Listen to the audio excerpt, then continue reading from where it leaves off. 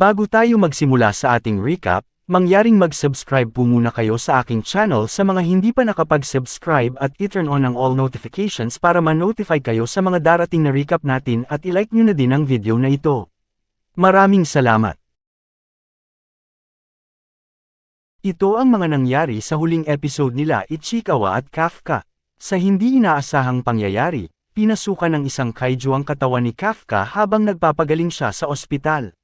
Matapos pumasok ang isang kaiju sa katawan ni Kafka, nag-transform ang katawan niya na isang kaiju pero meron pa din siyang kamalayan bilang isang tao. Biglang may nakakita sa kanila na isang matandang pasyente at nakatawag ito sa Defense Force. Nahimatay ang matanda sa takot at nilapitan ito ni Kafka, habang nakahawak si Kafka sa pader. Bigla itong nasira dahil sa lakas na tinataglay ng isang kaiju. Nagulat silang dalawa at hindi makapaniwala sa nangyari. At dahil sa nangyari, nagsilabasan ang mga ibang pasyente sa kabilang kwarto at nagtataka kung ano ang nangyari. At dahil papalapit na ang Defense Force team sa kanila, sinubukang buksan ni Kafka ang bintana para tumakas pero nasira din ito dahil sa taglay na lakas ng kanyang katawan bilang isang kaiju. Napasigaw si Kafka kung ano na daw ang nangyayari sa kanyang katawan at tumalo na silang dalawa sa bintana. Patungo na ang 3rd Division team ng Defense Force na nakasakay sa kanilang mga sasakyan at natuklasan nila na si Kafka ay tumatakas na papalabas galing sa Yokohama South General Hospital at patungo daw ito sa isang evacuated area. Tumatakbo na sina Kafka at Ichikawa at naitanong niya sa kanyang sarili kung kailan ba naging kaiju si Kafka at papaano ito nangyari sa kanya. Tinanong niya mismo si Kafka para makumpirma niya kung kaiju na ba talaga siya pero pagtingin ni Ichikawa kay Kafka, may nagsilabasan na mga iba't ibang halimaw sa kanyang katawan. Biglang bumukas ang kanyang bibig at may lumabas na isang halimaw na dila at ito ay kumain ng isang buhay na ibon. Habang tumatakbo silang dalawa, gustong umihi ni Kafka pero hindi niya alam kung saan lalabas ang ihi sa kanyang kaiju na katawan. Hindi na talaga mapigilan ni Kafka ang pag-ihi niya at tinanong ni Ichikawa kung saan daw lalabas ito. At yun na nga, lumabas ang mga ihi ni Kafka sa kanyang dibdib. Biglang naitanong ni Kafka sa kanyang sarili na hindi na ba daw siya makakasali sa Defense Force. Hindi niya matanggap na kung saan nakapagdesisyon na sana siya na makahabol sa kanyang childhood friend na si Captain Mina ay ganito pa ang nangyari sa kanya. Papaano na daw niya gagawin yun kung ang kanyang katawan ay naging kaiju? Biglang may nakita si Ichikawa na isang lugar na kung saan ay inabandona na ito at plano nilang pumasok sa loob dahil wala ng mga tao. Biglang may narinig si Kafka at may paparating daw, sabi niya. Nanggagaling daw ito sa underground at nakita niya sa kanyang isipan ang isang kaiju at yun na nga, lumabas na ang isang kaiju sa ibang lokasyon. Na-detect ng Defense Force na may ibang kaiju na lumabas sa hindi kalaywang distansya. Sa utos ni Captain Mina, naghiwalay ang kanilang grupo para harapin ang isa pang kaiju na lumabas sa ibang lokasyon. Sabi naman ni Kafka na kaparehong klaseng kaiju ang lumabas sa ibang lokasyon na umatake sa kanila. Punta naman tayo sa lugar na kung saan lumabas ang masamang kaiju.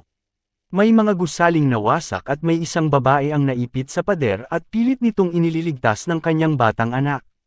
Sa kasamaang palad, nakita sila ng kaiju sa loob ng mga nasirang gusali at pinasok na sila ng kaiju sa loob. Akmang kakainin na sana ang mag-ina pero sa hindi inaasahang pagkakataon, dumating si Kafka at sinuntok niya ang kaiju at tumilapon ito sa lakas ng kanyang suntok. Hindi siya makapaniwala na sobrang lakas na niya gamit ang kanyang anyong kaiju. Nilapitan niya ang batang babae at pilit niya itong pinapakalma pero mas lalong natakot ito sa kanya. Buti na lang anden si Ichikawa at tinanggal nila ang malaking gusali para iligtas ang babae. Tinignan ni Ichikawa ang babae at sabi niya na ligtas na daw ang kanyang mama.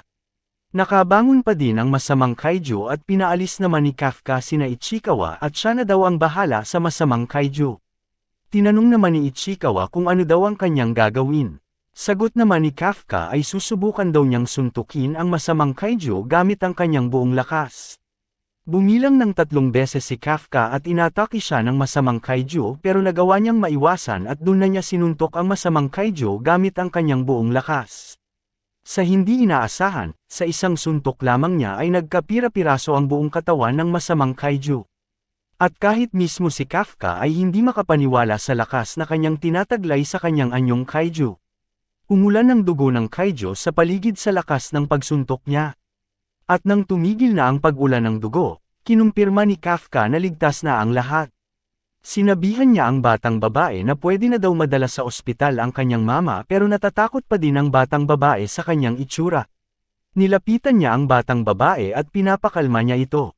Lumakad si Kafka papalayo at tinawag siya ng batang babae at ito ay nagpapasalamat sa kanya. Bigla na naman niyang naaalala ang kanyang childhood friend na si Mina nung nagpasalamat si Mina sa kanya. Sinabi ng batang si Mina kay Kafka noon, kung magkakasama silang dalawa daw, walang dapat ikatakot. Nakita ni Kafka si Mina sa kanyang isipan. Sabi ni Kafka kay Ichikawa, hindi daw siya sesuko, at biglang bumalik sa normal ang kanyang mukha, sasamahan at babantayan daw niya si Mina. Dumating na ang grupo ni na Captain Mina sa lugar na kung saan tinalo ni Kafka ang isang masamang kaiju gamit ang kanyang napakalakas na suntok. Tinignan nila ang lugar at nakita nila ang mga nagkalat na mga parti ng katawan ng kaiju. Naitanong ni Captain Mina kung ano daw ang nangyari. Nilapitan ni Mina ang batang babae at tinanong niya ito patungkol sa isang kaiju na kanyang nakita.